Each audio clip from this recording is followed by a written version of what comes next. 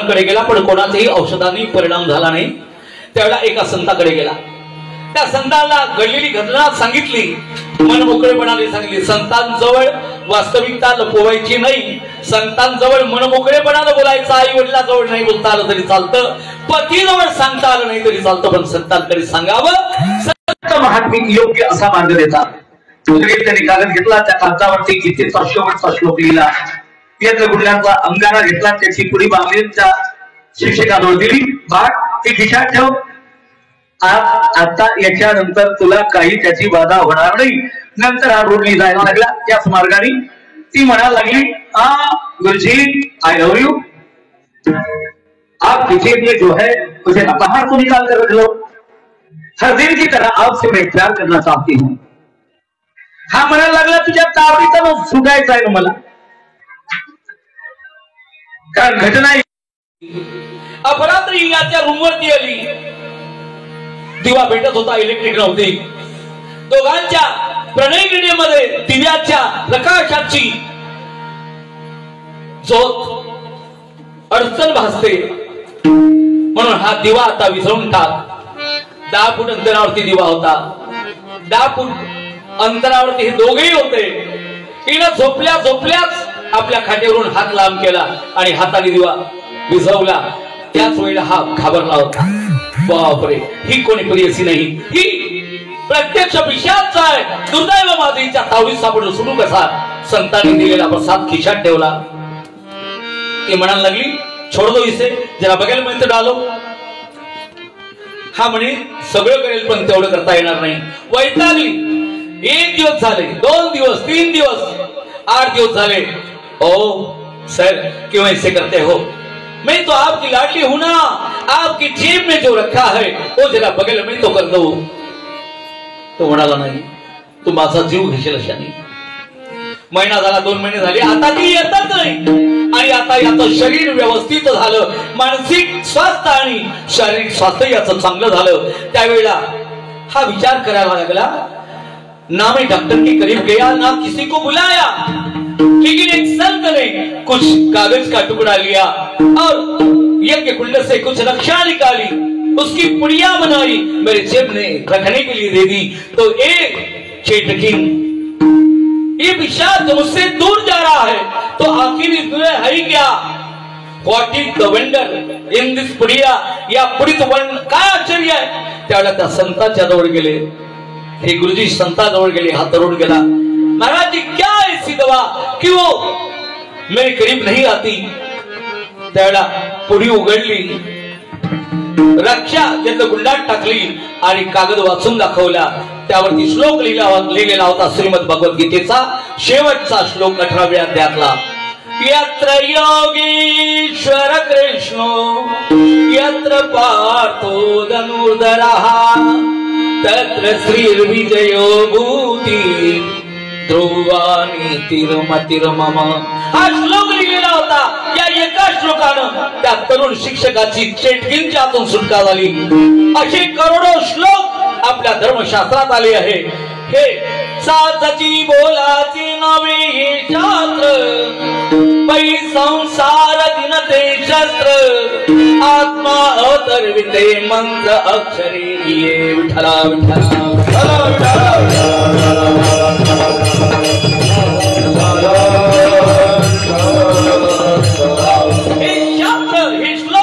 हे श्लोक नाही, हे तर प्रत्यक्ष देवाची मूर्ती आहे।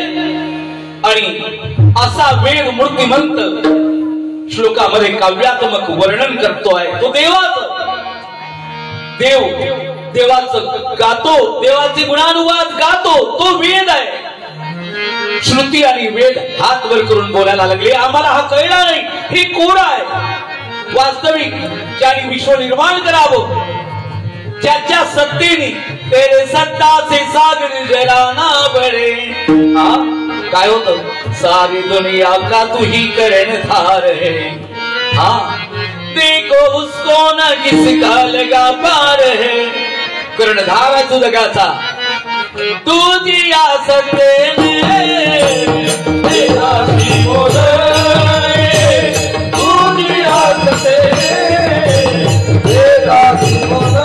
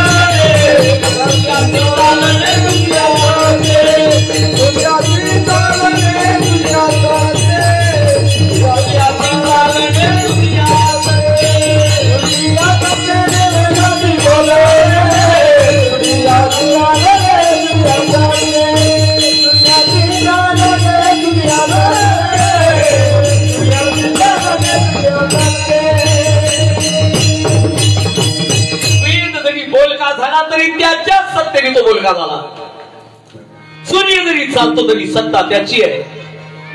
बस आपल्या सत्तेनं काही घडत नाही, त्याच्या सत्तेनं सगळं बोलतो आपण. आणि असा परमात्मा त्याची प्रत्येक लीला कोड्यामध्ये आहे. आपल्याला त्याचं कोड हे आपल्या बुद्धीला कधीच ग्राह्य होणार नाही, प्रश्नचिन्हच तयार राहील आणि आपण तर्क करू, एखाद्याला कुतर्क करू. कुतर्क बास कुतर्क करू, तर्क करणारच नाही. तर्क करण्याकरता त्याचीच कृपा लागते. कोड काय काय आहे त्या भगवंताचं? प्रत्येक अवतार देवाचा कोड्यामध्ये आहे. मला सांगा, ज्या परमेश्वराने हे विश्व निर्माण करावं, सगळ्या सृष्टीच्या आरंभाला त्यांनी महा कारण जलामध्ये निवास करण्याकरता मासोळीचं रूप धारण करावं, गरज काय होती? पण काहीतरी त्यात स्वारस्य असेल म्हणून पहिला मत्स्य अवतार रस्ते आहेत. नंतर थोडं डेव्हलप केलं स्वतःला देवाने. अवतार घेताना दुसरा अवतार कश्यप अवतार. काय गरज होती कासव बनायची? पण कासव बनले याचं एकच कारण होतं, स्वर्गाची सर्व संपत्ती राक्षसांनी युद्ध करताना सगळीच्या सगळी समुद्रात फेकली. आपल्या मानव जाती करता ते सगळे रत्न उपलब्ध व्हावे याकरता समुद्र मंथन करण्याच्या नात्यानं मेरू पर्वत आपल्या पाठीवर धारण करण्याकरता परमात्मा कासवाचं रूप धारण करतो. कोड आहे विठ्ठला विठ्ठला. आता चांगलं तो रूप धारण करावं की नाही? तर देवाला चांगले रूप धारण करता येत नाही. मत्स्य कश्य. आता भगवान क्रमांक 3 कोड अनुत्तरित प्रश्न क्रमांक 3 भगवान वारा होतो. वारा म्हणजे सुकर होते का? डुकर होते नाही का? आता देवाला काही अवतार घ्यायला जागाच नव्हती नाही का? देवाला अवतार घ्यायला जागाच नव्हती, डुकर झाला नाही का? पण मी एक दिवस आईला खूप राग आला. कोणाला? नंदराणी यशोदेला. आणि रागात ती तावानं बोलून गेली, डुकरा इकडे.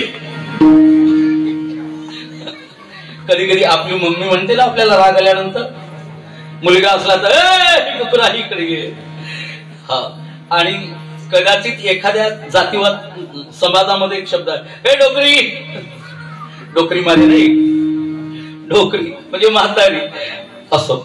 मुलगा असला तर डुकर, मुलगी असली तर याच्या विरोधामध्ये. आईला फक्त राग यावा म्हणजे झालं. कोतेवाड्यातल्या आईंना राग येत नाही म्हणून चांगला आहे का म्हणते बेटा तुम्हाला? रागाच्या भरात म्हणत असेल विठ्ठला विठ्ठला विठ्ठला. आपला देवच झाला. हा, सुकर अवतार धारण करण्याचं कारण काय? काही वेळेला याला पाण्यात राहायचं आहे आणि काही वेळा याला भूपृष्ठावरती राहायचं आहे. आणि दोन्हीकडे असामान्य शक्ती फक्त डुकराच्या डुकर या प्राण्यातच देवाने घातलेली आहे. म्हणून देवाने सुकर अवतार धारण केला, पृथ्वीला दाढेवरती धारण केली आणि डुमडुम डुमडुम करत वर आणली. हे रहस्य आहे विठ्ठला विठ्ठला.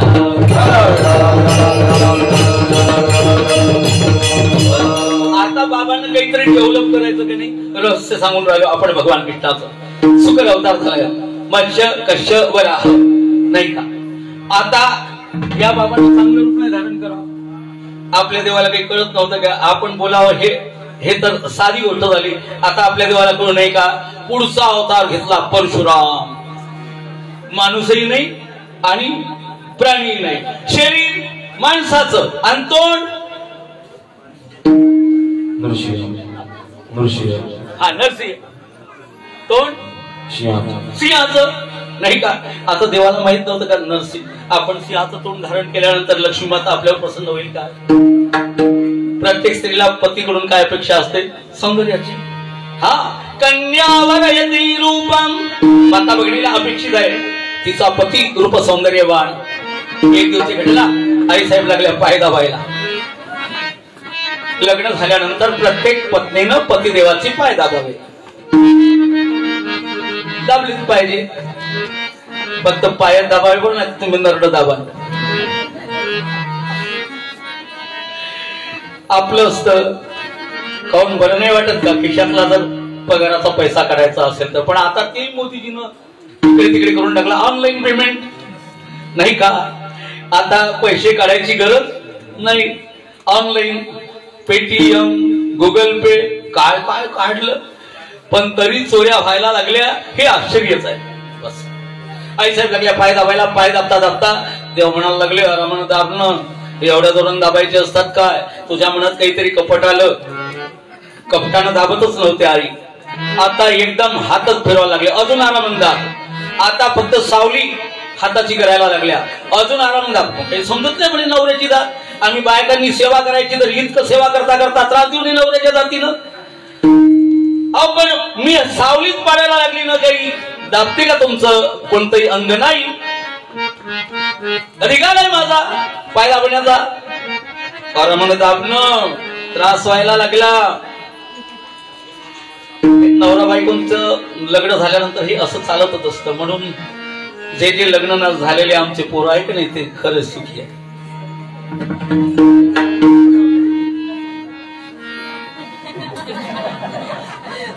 तिकडे सोबत दादा बसतात.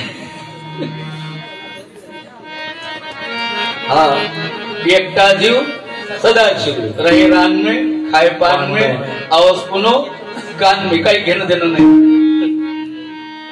आनंद आहे गड्या. लक्ष द्या. लक्ष्मी माता म्हणायला लागल्या, आता हे नखरे बंद करा. पत्नीला अधिकार आहे धमकी देण्याचा. हे नखरे बंद करा. मला सांगा, माझ्या हाताची सावली पडली तरी तुमच्या पायाला माझ्या हाताची सावली सहन होत नाही. एवढे तुम्ही नाजूक झाले का? एवढे जर तुम्ही नाजूक झाले तर मोठे मोठे राक्षस कसे मारता? म्हणे वेळ आल्यावर सांगित. आणि नरसिंह अवतार धारण केला. कोडच सांगायला लागलो देवाचा. नरसिंह अवतार धारण केला आणि हिरण्यकश्यप एका सेकंदात मारला. आणि बाबाचा आवेश अवतार शांत होईना. सगळे म्हणायला लागले नरसिंह भगवान काही शांत होत नाही. पण माणसाची जात बाईच्या नजरेनं दबत असते. बायकोच्या नजरेनं दबतो तोच खरा नवरा. इकडे दाबतात की नाही नजरेनं?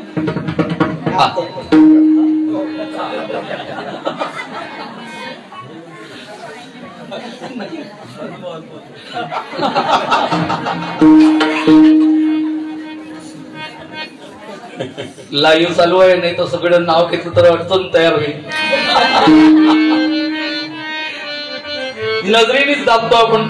हा बाईने इशारा करावा नवऱ्यांना ऐका. नाही ऐकलं तर खाणं पिणं बंद होईल ना थोड्या वेळानं. आई साहेब सगळे बोलायला लागले देवाचा हा आवेश अवतार आहे. प्रत्येकच नवरा पत्नीला घाबरत असतो. आई साहेबांना बोलवा. आई साहेबांना बोलावलं. नरसिंह अवतार धारण केलेलं शरीर माणसाचं तोंड सिंहासन. जशा आई आल्या देवाला माहित होतं. पाय दाबता दाबता आई साहेब काय बोलल्या होत्या. जशा आई साहेब आल्या एकदम शियाची डरकाळी मारली, उडी घातली खायला. लक्ष्मी माता म्हणाली पण माघरचं चित्रप नाही होय. माघरचं चित्रप नाही होय. माघरचं जर राहिलं असतं एका सेकंदात शांत झालं असतं. म्हणे मी माघरी मा नजरेनच नवऱ्याला लचलच बागवते. माझ्या नवऱ्याला मी घरी माझ्या नजरेनेच लचलच बागवते. हा जर माझा राहिला असता तर मला पाहिल्याबरोबर दबला असता. कोड नरसिंह अवतार. मत्स्य कश्य वाराह परशुराम नाही का. आता वामन अवतार. आता एकदम लहान धडधाकट. याला बनता येत नव्हतं.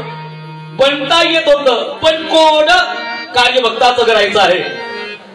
बटू अवतार धारण केला आणि वयाच्या 7 वर्ष पूर्ण झाले आणि 8व्या वर्षातच राजा बलीला 3 पावलं भूमी मागताना सर्वस्वाचं त्याचं अपहरण केलं.